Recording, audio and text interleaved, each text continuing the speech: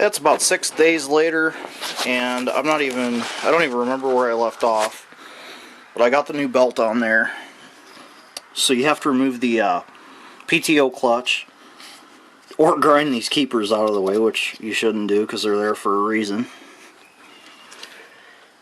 You need to remove the two idlers for the same reason, so you can get the belt through there.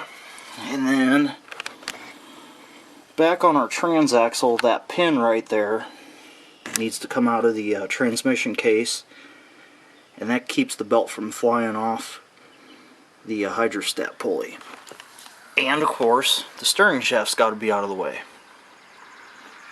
which was out of the way anyway, because that's the whole reason we got this thing up in the air.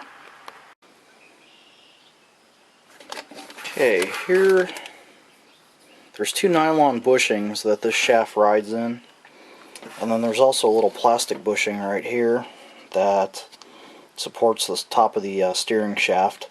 I don't think there was anything wrong with this bushing, but it was 54 cents, so I'm replacing it. And then those two guys I replaced because they were worn. I got it a little bit dirty, but that's the new bushing in that plate there that supports the top of the steering shaft.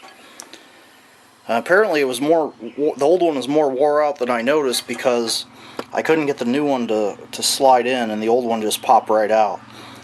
So what I had to do is take this plate off and loosen the dashboard to get the and pop the steering wheel off, and then I was able to get the steering shaft out to get the shaft out of this hole in this plate so I could put the new bushing in. So I'm going to reassemble it now. It's all back together. Had to order a new bolt, shoulder bolt, because the old one, this bushing was wore out. It allowed this whole plate to pivot, and it wore the edges off of that shoulder bolt. And I believe all that's supposed to do is act as a stop for your turns to the right and the left. But it was actually holding this gear on, and there, see, there's a space there right now. When that bushing wore, though, the plate was actually rubbing against that bolt. And I greased it. There's a grease fitting on the front axle.